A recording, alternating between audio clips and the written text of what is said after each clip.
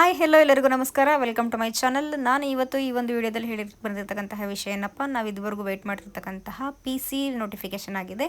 ಇದು only for ಕಲ್ಯಾಣ ಕರ್ನಾಟಕಕ್ಕೆ. ನಮ್ಮ ಒಂದು ಕರ್ನಾಟಕ ಭಾಗದ ವಿದ್ಯಾರ್ಥಿಗಳಿಗೆ ಆಗ್ತಕ್ಕಂತಹ ನೋಟಿಫಿಕೇಷನ್ ತುಂಬ ಹತ್ತಿರದಲ್ಲೇ ಇದೆ.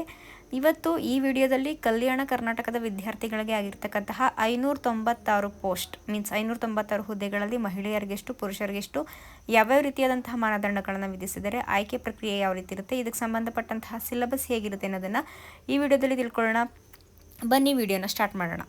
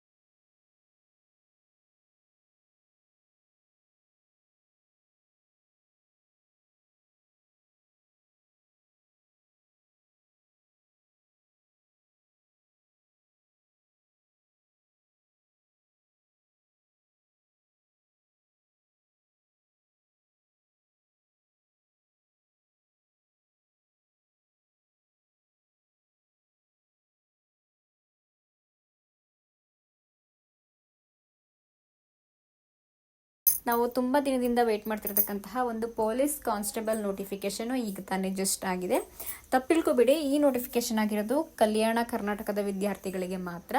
ಮುಂದಿನ ದಿನಗಳಲ್ಲಿ ನಮಗೂ ಕೂಡ, ದಟ್ ಮೀನ್ಸ್ ಕರ್ನಾಟಕದ ವಿದ್ಯಾರ್ಥಿಗಳಿಗೂ ಕೂಡ ಇದು ನೋಟಿಫಿಕೇಶನ್ ಆಗುತ್ತೆ ಅಂತ ಹೇಳ್ತಾ ಇದ್ದೀನಿ. ಈ ಕಲ್ಯಾಣ ಕರ್ನಾಟಕ ಹುದ್ದೆಗಳಲ್ಲಿ ಎಷ್ಟಿದೆಯಪ್ಪ ಮೀಸಲಾತಿ ಅಂತ ಹೇಳಿದ್ರೆ, ಮೊದಲನೇದಾಗಿ ಮಹಿಳೆಯರಿಗೆ ಒಟ್ಟು ಪೋಸ್ಟ್ಗಳೆಷ್ಟಿದೆ ಅಂತ ನೋಡ್ಕೊಬರೋಣ. ಫಸ್ಟು ಪುರುಷರಿಗೆ 398 ಇದೆ. ಹಾಗೆಯೇ ಮಹಿಳೆಯರಿಗೆ ಡೈರೆಕ್ಟ್ ಕ್ಯಾಂಡಿಡೇಟ್ ನೇರ ನೇಮಕಾತಿ, ನೇರ ಮಹಿಳಾ ಮೀಸಲಾತಿ ಎಷ್ಟಿದೆ, 133 ಪೋಸ್ಟ್ಗಳಿದೆ. ಹಾಗೆಯೇ ಸೇವಾನಿರತ ಪುರುಷರಿಗೆ 46 ಇದೆ, ಸೇವಾನಿರತ ಮಹಿಳೆಯರಿಗೆ 16 ಇದೆ. ಟ್ರಾನ್ಸ್ಜೆಂಡರ್ಗೆ ಬಂದು 5 ಪೋಸ್ಟ್ಗಳು ಮೀಸಲನ್ನು ಇಡಲಾಗಿದೆ. ಹಾಗೆಯೇ ಇದಕ್ಕೆ ಏನೇನು ಬೇಕಪ್ಪ ವಿದ್ಯಾರ್ಹತೆ ಅನ್ನೋದಾದರೆ, ಕ್ಲಾಸ್ 2 ಮೀನ್ಸ್ ಕ್ಲಾಸ್ 12 ಎಕ್ಸಾಮಿನೇಷನಲ್ಲಿ ಪಾಸ್ ಆಗಿರಬೇಕು. ಅದಕ್ಕೆ ಈಕ್ವಲ್ ಆಗಿರ್ತಕ್ಕಂಥ ಯಾವುದಾದ್ರೂ ಒಂದು ಎಕ್ಸಾಮಲ್ಲಿ ಪಾಸ್ ಆಗಿದ್ರೆ ಸಾಕು. ಹಾಗೆಯೇ ಇನ್ನೇನಪ್ಪ ಅಂತ ಹೇಳಿದ್ರೆ, ITI ಕೋರ್ಸ್ ಮಾಡಿರತಕ್ಕಂತಹ ಅಭ್ಯರ್ಥಿಗಳು ಕೂಡ ಅರ್ಜಿಯನ್ನು ಸಲ್ಲಿಸ್ಬೋದು. ಅದರ ಜೊತೆಗೆ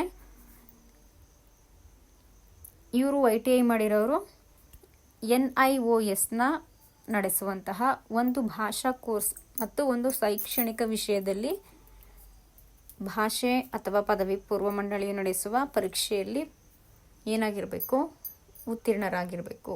ಹಾಗಾದರೆ ಮಾತ್ರ ಅವರು PUCಗೆ ಅರ್ಹರಾಗ್ತಾರೆ. ಹಾಗಾಗಿ ಅವರು ಕೂಡ ಅರ್ಜಿಯನ್ನು ಸಲ್ಲಿಸ್ಬೋದಾಗಿರುತ್ತೆ. ಇನ್ನು ನೆಕ್ಸ್ಟ್ ಏನಪ್ಪ ಅಂತ ಹೇಳಿದ್ರೆ ಇಂಪಾರ್ಟೆಂಟು, ವಯೋಮಿತಿನಲ್ಲಿ ನೋಡೋದಾದರೆ ಸಾಮಾನ್ಯ ಜನರಲ್ ಸ್ಟೂಡೆಂಟ್ಸ್ಗೆ, ಸಾಮಾನ್ಯ ಅಭ್ಯರ್ಥಿಗಳಿಗೆ 33 ವರ್ಷಗಳಷ್ಟಿದೆ. ಹಾಗೆಯೇ ಪರಿಶಿಷ್ಟ ಜಾತಿ ಮತ್ತು ಪರಿಶಿಷ್ಟ ಪಂಗಡದ ವಿದ್ಯಾರ್ಥಿಗಳಿಗೆ ಬಂದು 35 ವರ್ಷ. ಅದರಲ್ಲಿ ನಿಮಗೆ ಗೊತ್ತು 2A, 2B, 3A ಹಾಗೂ 3B ವಿದ್ಯಾರ್ಥಿಗಳಿಗೆ 35 ವರ್ಷ ಆಗಿರುತ್ತೆ. ಹಾಗೆಯೇ ಕರ್ನಾಟಕದ ಅರಣ್ಯ ಪ್ರದೇಶಗಳಲ್ಲಿ ಹಿಲ್ ಸ್ಟೇಷನಲ್ಲಿರ್ತಕ್ಕಂತಹ ಅಭ್ಯರ್ಥಿಗಳಿಗೆ 38 ವರ್ಷ ಆಗಿರುತ್ತೆ. ಜೊತೆಗೆ ಇನ್ service ಮೆನ್ನು and in service women ಅವ್ರಿಗೆ ಬಂದು 38 ವರ್ಷ. ಮತ್ತು ಇನ್ ಸರ್ವಿಸ್ ಮೆನ್ನು, ಇನ್ ಸರ್ವಿಸ್ ವಿಮೆನ್ನು, ಪ್ರವರ್ಗ, ಪರಿಶಿಷ್ಟ ಜಾತಿ, ಪರಿಶಿಷ್ಟ ಪಂಗಡ ಮತ್ತು ಪ್ರವರ್ಗವನ್ನು, ಹಾಗೆಯೇ 2A, 2B, 3A ಮತ್ತು 3B ಅಭ್ಯರ್ಥಿಗಳಿಗೆ 40 ವರ್ಷಗಳ ಒಂದು ವಯೋಮಿತಿಯನ್ನು ನಿಗದಿ ಮಾಡಿದ್ದಾರೆ. ಅದ್ರ ಜೊತೆಗೆ ಇನ್ನೇನಪ್ಪ ಅಂತ ಹೇಳಿದ್ರೆ, ಮಾಜಿ ಸೈನಿಕರಿಗೆ ಸ್ಪೆಷಲ್ ಕೋಟಾ ಇರುತ್ತೆ. ಮತ್ತು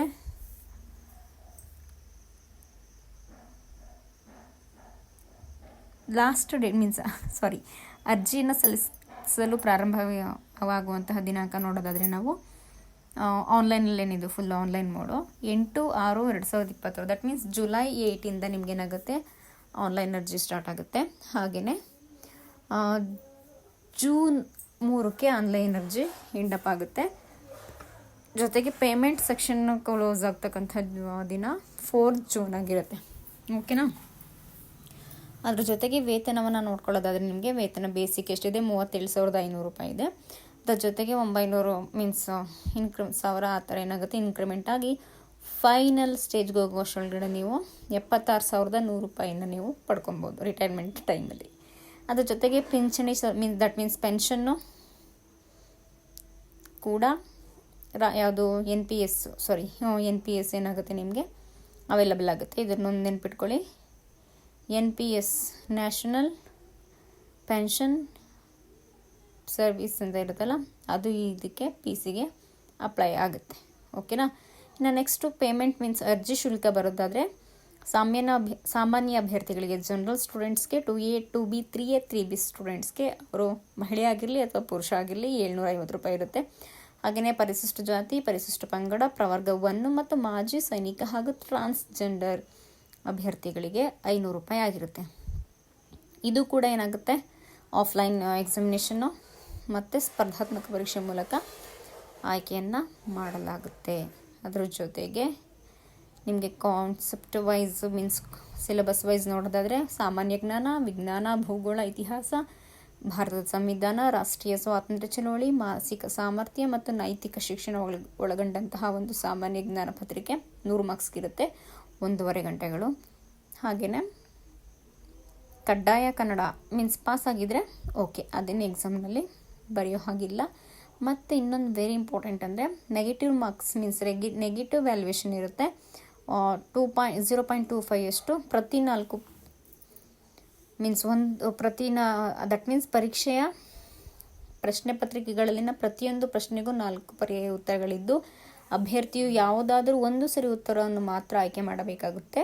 ಪ್ರತಿ ತಪ್ಪು ಉತ್ತರಕ್ಕೆ 4ನೇ 1 ಅಂಶ ದಟ್ ಮೀನ್ಸ್ 0.25 ಅಷ್ಟು ಋಣಾತ್ಮಕ ಅಂಕಗಳನ್ನು ಕಳೆಯಲಾಗುತ್ತೆ. ಓಕೆನಾ, ಇದು ನೆನಪಿರಲಿ.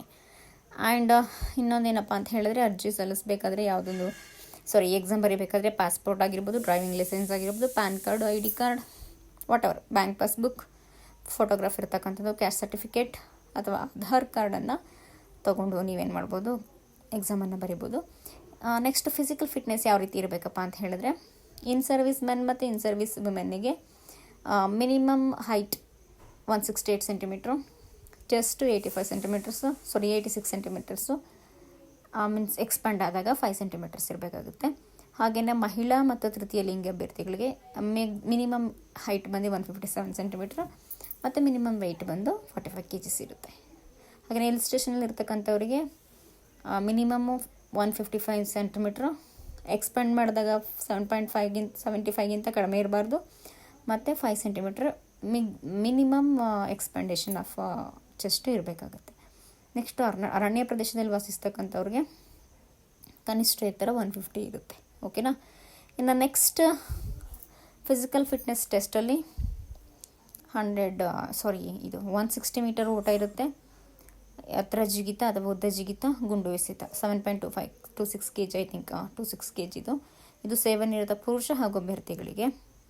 ಮಹಿಳಾ ಮತ್ತು ತೃತೀಯ ಲಿಂಗಿ ಅಭ್ಯರ್ಥಿಗಳಿಗೆ ಎತ್ತರ ಜಿಗಿತ ಅಥವಾ ಉದ್ದ ಜಿಗಿತ ಎರಡರಲ್ಲಿ ಯಾವುದಾದ್ರೂ ಒಂದು, ಗುಂಡು ಎಸೆತ 4 kg. ಮತ್ತು ಅದ್ರ ಜೊತೆಗೆ ರನ್ನಿಂಗ್ ಕೂಡ ಇರುತ್ತೆ ಪುರುಷರಿಗೆ ಮತ್ತು ಸೇವನಿರತ ಪುರುಷರಿಗೆ. 1.20 ಮೀಟರ್ಗಿಂತ ಕಡಿಮೆ ಇಲ್ಲದಂತೆ ಅಥವಾ 3.80 ಮೀಟರ್ಗಿಂತ ಕಡಿಮೆ ಇಲ್ಲದಂತೆ 3 ಚಾನ್ಸಸ್ ಇರುತ್ತೆ. ಹಾಗೆಯೇ 5.6 ಮೀಟರ್ಗಿಂತ ಕಡಿಮೆ ಇಲ್ಲದಂತೆ 3 ಅವಕಾಶಗಳು ಕೂಡ ಇರುತ್ತೆ. ಇನ್ನು ನೆಕ್ಸ್ಟ್ ಲೇಡೀಸಿಗೆ ಬಂದರೆ 2 ನಿಮಿಷಕ್ಕೆ ಮೀರದಂತೆ 0.9 ಮೀಟರ್ಗಿಂತ ಕಡಿಮೆ ಇಲ್ಲದಂತೆ ಅಥವಾ 2.50 ಮೀಟರ್ಗಿಂತ ಕಡಿಮೆ ಇಲ್ಲದಂತೆ 3 ಅವಕಾಶಗಳು ಮಾತ್ರ ಇರುತ್ತೆ.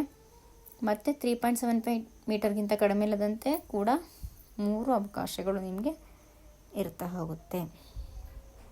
ಈ ಸಹಿಷ್ಣುತಾ ಮತ್ತು ದೇಹದಾಢ್ಯತೆ ಪರೀಕ್ಷೆಯನ್ನು ಒಂದು ದೈಹಿಕ ಪರೀಕ್ಷೆ ಸಮಿತಿಯು ನಡೆಸುತ್ತದೆ. ಯಾವುದೇ ವೈದ್ಯಕೀಯ ಪ್ರಮಾಣಪತ್ರದ ಆಧಾರದ ಮೇಲೆ ಪರಿಗಣಿಸುವ ಅನಿಸಿದ್ರೆ ಅಟ್ ಸ್ಪಾಟ್ ನೀವು ಪಾರ್ಟಿಸಿಪೇಟ್ ಮಾಡಬೇಕಾಗುತ್ತೆ. ಅದರಲ್ಲಿ ವಿನ್ ಆದರೆ ಮಾತ್ರ ಚಾನ್ಸಸ್ಸು. ಸರ್ಟಿಫಿಕೇಟ್ ಇದೆ ಅಂತ ಹೇಳಿದ್ರೆ ಯಾವುದೇ ಕಾರಣಕ್ಕೂ ಕನ್ಸಿಡರ್ ಮಾಡಲ್ಲ. ನೆಕ್ಸ್ಟು ಐಸೈಟ್ ನೋಡೋದಾದರೆ ಕನ್ನಡಕ ಸಹಿತ ಅಥವಾ ಕನ್ನಡಕವಿಲ್ಲದೆ ಕೆಳಗೆ ಕಾಣಿಸಿದ ದರ್ಜೆಯ ಸಮೀಪ ಮತ್ತು ದೂರದೃಷ್ಟಿ ಹೊಂದಿರಬೇಕಾಗುತ್ತೆ. ದೂರದೃಷ್ಟಿ ಎಷ್ಟಿರಬೇಕು? 6/9 ಅಥವಾ 6/9 ಮೀನ್ಸ್ ಉತ್ತಮ, ಕನಿಷ್ಠ 6/9 6/12 ಇರಬೇಕು. ಸಮೀಪ ದೃಷ್ಟಿ 0/6 0/8 ಇರಬೇಕಾಗುತ್ತೆ. ನೆಕ್ಸ್ಟು ತುಂಬ ಚೆನ್ನಾಗಿರಬೇಕು. ವರ್ಣಾಂಧತೆ, ಮೆಲ್ಗಣ್ಣು ಅಥವಾ ಯಾವುದೇ ಕಣ್ಣಿನ ರೆಪ್ಪೆಯ ವಿಕೃತ ಸ್ಥಿತಿಯನ್ನು ಅನರ್ಹತೆ ಎಂದು ಪರಿಗಣಿಸಲಾಗುವುದು ನೆನ್ಪಿಟ್ಕೊಳ್ಳಿ. ನೆಕ್ಸ್ಟು ರೆನೈಸೆನ್ಸ್ ಟೆಸ್ಟ್ ಇರುತ್ತೆ, ವೆಬ್ನೆಸ್ ಟೆಸ್ಟ್ ಇರುತ್ತೆ, ಟೆಸ್ಟ್ ಫಾರ್ ವೆರ್ಟಿಗೋ ಇರುತ್ತೆ, ಅದನ್ನು ನೋಡ್ಕೊಳ್ಳಿ. Next varicose veins, impediment speech ಮತ್ತು ಎಕ್ಸ್ರೇ, ಇದೆಲ್ಲ ನಿಮಗೆ ಚೆಸ್ಟ್ ಎಲ್ಲ ನೋಡ್ತಾರೆ, ಅದು ಕೂಡ ರೆಡಿ ಮಾಡ್ಕೊಳ್ಳಿ. Next final stage of appointment ಹೇಗಾಗುತ್ತಪ್ಪ ಅಂತ ಹೇಳಿದ್ರೆ, ವೈದ್ಯಕೀಯ ಮಂಡಳಿಯು ವೈದ್ಯಕೀಯ ಪರೀಕ್ಷೆಯನ್ನು ನಡೆಸಿ ನೀಡುವ ವರದಿಯನ್ನಾಧರಿಸಿ ಪ್ರಾಧಿಕಾರವು ಹುದ್ದೆಗಳನುಸಾರ ಆಯ್ಕೆ ಪಟ್ಟಿಯನ್ನು ತಯಾರಿಸಿ ನೇಮಕಾತಿ ಪ್ರಾಧಿಕಾರಕ್ಕೆ ಕಳಿಸುವುದು ಮತ್ತು ಸದರಿ ಆಯ್ಕೆ ಪಟ್ಟಿಯನ್ನು ಪ್ರಕಟಿಸಲಾಗುವುದು. ಓಕೆನಾ. ಅರ್ಹತಾ ಷರತ್ತು ನಿಮಗೆ ಗೊತ್ತಿರಬೇಕು. ಭಾರತೀಯನಾಗಿರಬೇಕು, ಜೀವ ಇರಬೇಕು, ಹುಚ್ಚನಾಗಿರಬಾರ್ದು, ಪೊಲೀಸ್ ಸ್ಟೇಷನ್ಗೆ ಹೋಗಿ ಬಂದಿರಬಾರ್ದು, ಅಥವಾ ಕ್ರಿಮಿನಲ್ ಆಗಿರಬಾರ್ದು, ದೈಹಿಕವಾಗಿ ಸದೃಢನಾಗಿರಬೇಕು. ಈ ಥರದ್ದೆಲ್ಲ ಏನಿರುತ್ತೆ ನಿಮಗೆ ಮಾನದಂಡಗಳಿರುತ್ತೆ. ಓಕೆನಾ. ಇದಿಷ್ಟು.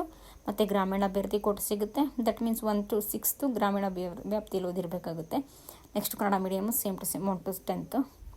ಹಾಗೆಯೇ ಪ್ರಮಾಣಪತ್ರ ಆಧಾರ್ ಕಾರ್ಡ್ ಇರಬೇಕು ಅರ್ಜಿ ಸಲ್ಲಿಸಬೇಕಾದ್ರೆ. ಮತ್ತು passport size photo, SSLC marks card, PUC marks card, income certificates, Kannada ಮಾಧ್ಯಮದಲ್ಲಿ ಓದಿದರೆ ಕನ್ನಡ ಮಾಧ್ಯಮ ಸರ್ಟಿಫಿಕೇಟ್, ಗ್ರಾಮೀಣ ಅಭ್ಯರ್ಥಿಲಿದ್ದರೆ ಗ್ರಾಮೀಣ ಅಭ್ಯರ್ಥಿ ಸರ್ಟಿಫಿಕೇಟ್, ಹಾಗೆಯೇ ಮಿಲಿಟ್ರಿ ಇದ್ದರೆ ಮಿಲಿಟ್ರಿ ಮತ್ತು ಸೇವಾ ಸರ್ವಿಸ್ ಇದ್ದರೆ ಅದರದ್ದು ಕೂಡ ಸರ್ಟಿಫಿಕೇಟ್ ಇಟ್ಕೊಂಡಿರಬೇಕಾಗುತ್ತೆ. ಓಕೆನಾ. ಇದಿಷ್ಟು ನಿಮಗೆ ಹೈದರಾಬಾದ್ ಕರ್ನಾಟಕಕ್ಕೆ ಆಗಿರ್ತಕ್ಕಂತಹ ನೋಟಿಫಿಕೇಷನ್ ಬಗ್ಗೆ ಮಾಹಿತಿಯಾಗಿತ್ತು. ಕರ್ನಾಟಕಕ್ಕೂ ಕೂಡ ಉಳಿದ ಕರ್ನಾಟಕದ ಅಭ್ಯರ್ಥಿಗಳಿಗೂ ಕೂಡ ಶೀಘ್ರದಲ್ಲೇ ನೋಟಿಫಿಕೇಷನ್ ಆಗುತ್ತೆ ಅಂತ ಹೇಳ್ತಾ, ಆದಷ್ಟು ಬೇಗ ನೋಟಿಫಿಕೇಷನ್ ಆಗಲಿ, ಅದನ್ನು ಕೂಡ ವಿಡಿಯೋ ಮಾಡಿ ತಿಳಿಸ್ತೀನಿ ಅಂತ ಹೇಳ್ತಾ ವಿಡಿಯೋನ ಮುಗಿಸ್ತಾ ಇದ್ದೀನಿ. ಇಷ್ಟ ಆದರೆ ಲೈಕ್ ಮಾಡಿ, ಶೇರ್ ಮಾಡಿ, ಕಮೆಂಟ್ ಮಾಡಿ ಅಂತ ಹೇಳ್ತಾ ವಿಡಿಯೋನ ಮುಗಿಸ್ತಾ ಇದ್ದೀನಿ. ಎಲ್ರಿಗೂ ಒಳ್ಳೆಯದಾಗಲಿ.